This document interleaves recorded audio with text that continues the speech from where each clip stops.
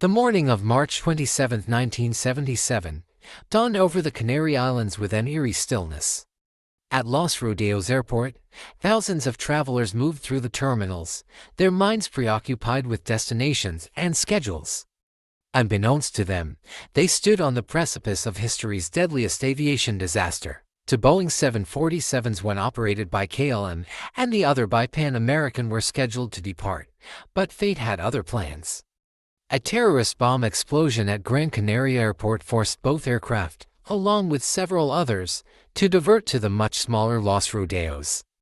This unexpected influx of planes turned the quiet airport into a hub of congestion, setting the stage for a catastrophic series of events. As the afternoon wore on, the airport's single runway became increasingly crowded with waiting aircraft.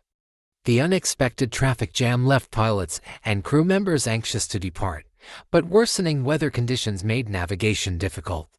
A thick fog rolled in, reducing visibility to near zero and further complicating air traffic control operations. Inside the control tower, overwhelmed controllers struggled to keep track of aircraft positions using only radio communication. With no ground radar, they relied solely on verbal exchanges with pilots to guide them through the maze of planes clogging the tarmac. The combination of poor visibility, mounting pressure, and miscommunication created a perilous environment where a single mistake could prove disastrous. On the tarmac, tensions escalated as delays stretched into hours. KLM Flight 4805, a fully loaded 747 bound for Amsterdam, sat idle as its crew grew increasingly impatient. To save time, Captain Jacob Veldhuizen van Zanten decided to refuel the aircraft while waiting for clearance. Meanwhile, Pan Am Flight 1736, en route to Las Palmas, was instructed to taxi down the same fog-enshrouded runway in search of an exit. With both aircraft moving in the same space and relying on unclear radio instructions, the seeds of disaster were unknowingly sown. The crews of both flights remained unaware that they were now on a collision course, with visibility so poor that they couldn't see each other until it was too late. As KLM's engines roared to life and the aircraft began its takeoff roll, the Pan Am jet continued to taxi slowly in its path, struggling to find the designated exit. Miscommunication between the pilots and air traffic controllers had created a tragic misunderstanding. KLM's crew believed they had been cleared for takeoff, while the Pan Am crew was still maneuvering on the runway. With the fog obscuring all sight, disaster was now inevitable. The fate of hundreds hung in the balance, seconds away from an irreversible tragedy that would shake the world of aviation forever. The final moments leading to the collision were dictated by a series of tragic misunderstandings. At 5:06 p.m., KLM's captain, Jacob Veldhuizen van Zanten, an experienced and respected pilot, pushed the throttles forward, initiating takeoff under the assumption that he had received clearance. The thick fog blanketing the runway obscured visibility, making it nearly impossible to see beyond a few meters. Meanwhile, the Pan Am jet, still taxiing, was struggling to locate its designated exit. The pilots aboard the American aircraft had received unclear instructions from air traffic control, leaving them uncertain about their precise location.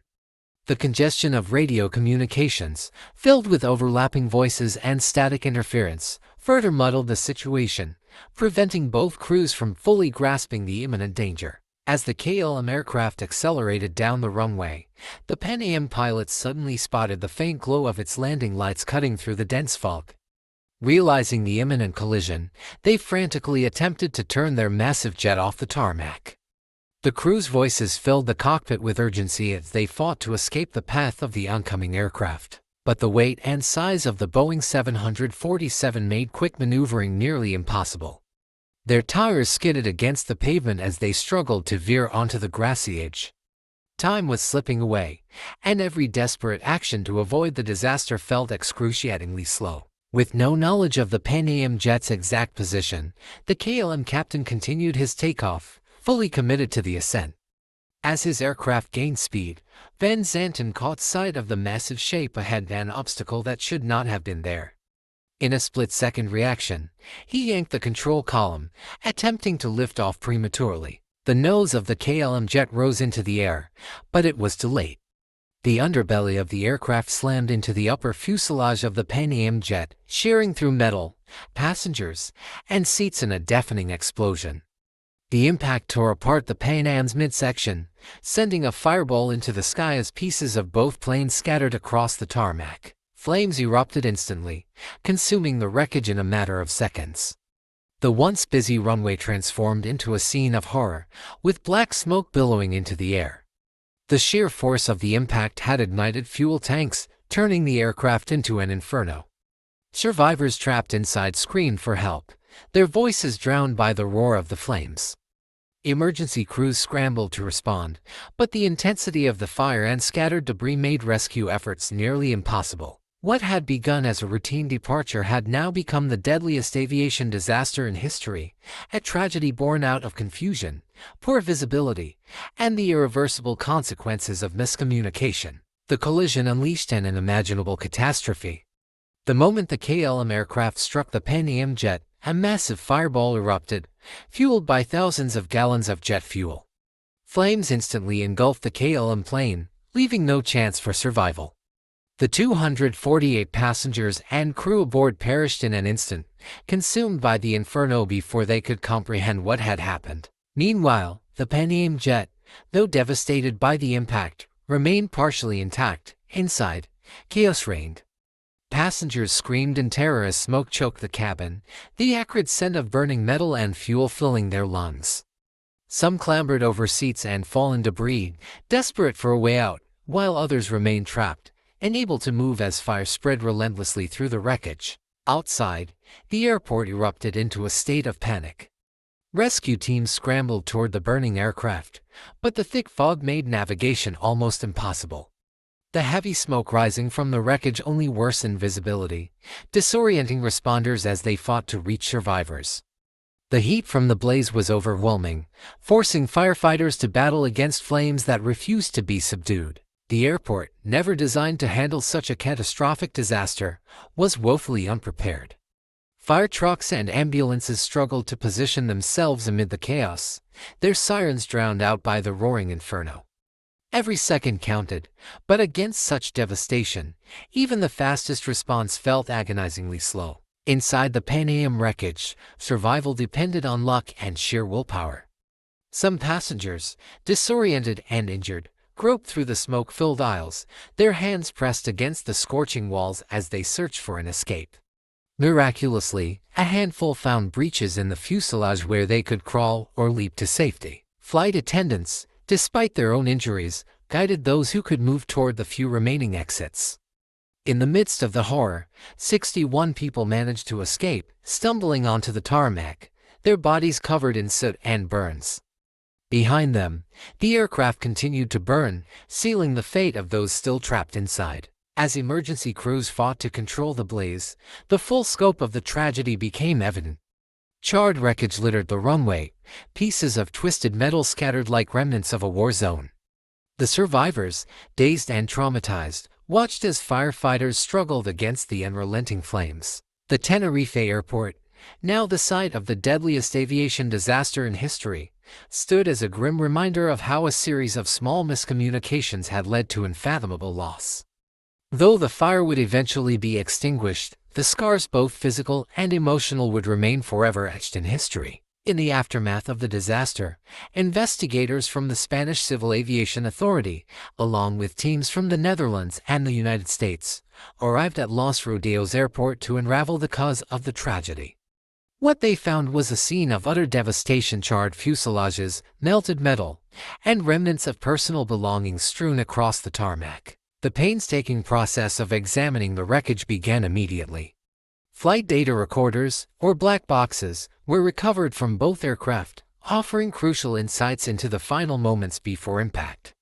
As investigators listened to the cockpit voice recordings, a chilling truth emerged: the catastrophe had been avoidable, a direct consequence of miscommunication and human error. The recordings revealed that KLM Captain Jacob Veldhuizen van Zanten had mistakenly believed he had received clearance for takeoff. His confidence, coupled with mounting delays and pressure to complete the flight, led him to initiate the fatal acceleration down the runway. Meanwhile, the Pan Am crew, still taxiing, had been confused by unclear traffic control instructions. Their attempts to clarify their position had been partially drowned out by overlapping radio transmissions, further complicating the already tense situation. The investigators noted a critical flaw in the communication system when two parties spoke simultaneously. Their messages overlapped, making vital instructions nearly impossible to decipher. Beyond the human errors in the cockpit and control tower, the conditions at Los Rodeos Airport had exacerbated the disaster. The unexpected diversion of multiple aircraft to the small, fog-enshrouded airport had created congestion beyond its intended capacity. Without proper ground radar to track aircraft positions, controllers relied solely on verbal reports from pilots, increasing the risk of misinterpretation. The thick fog had made visual identification impossible, turning the runway into a perilous blind zone. These factors, combined with ambiguous phraseology in air traffic instructions, created the perfect storm that led to the deadliest aviation accident in history. In their final report, investigators issued a series of urgent recommendations aimed at preventing such a tragedy from ever happening again. The most significant change was the enforcement of standardized aviation phraseology worldwide. Vague or ambiguous commands were to be eliminated, ensuring that instructions between pilots and controllers were unmistakably clear. Additionally, advancements in ground radar and improved airport infrastructure became priorities, particularly in high-traffic regions. The Tenerife disaster served as a sobering lesson for the aviation industry, highlighting the devastating consequences of miscommunication. Though nothing could undo the loss of 583 lives, the findings of the investigation would lead to critical reforms, making air travel safer for future generations. The Tenerife disaster remains the deadliest aviation accident in history, a tragedy that claimed 583 lives and sent shockwaves through the aviation industry. In the aftermath, safety officials and regulatory bodies across the world vowed never to let such a catastrophe happen again.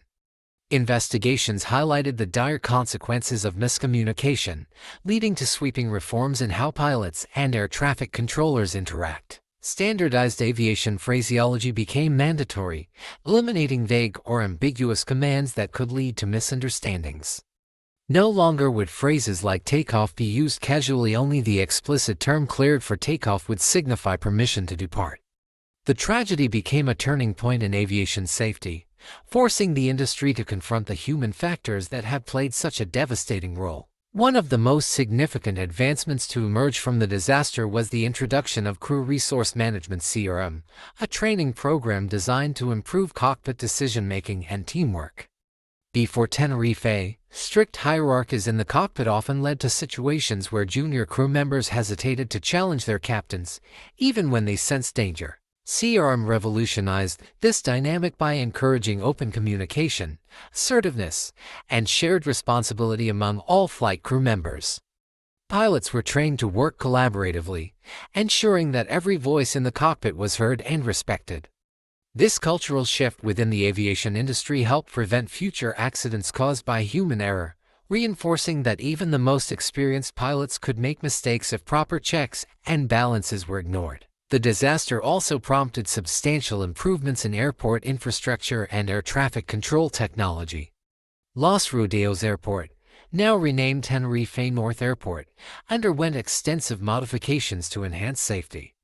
The runway design was upgraded to accommodate better traffic flow, and stricter procedures were implemented to prevent congestion. More importantly, the tragedy underscored the need for modern ground radar systems, allowing air traffic controllers to track aircraft movements even in zero visibility conditions.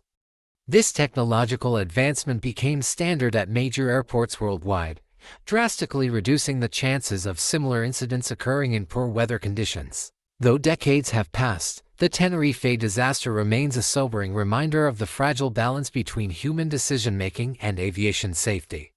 The lessons learned from that fateful day continue to shape modern air travel, ensuring that pilots, controllers, and ground crews operate with the highest levels of precision and clarity. The legacy of those 583 lives lost is not just one of tragedy, but of transformation and enduring commitment to making the skies safer for generations to come. Thanks for tuning into the past. Don't forget to subscribe and join me for more stories that shaped our world.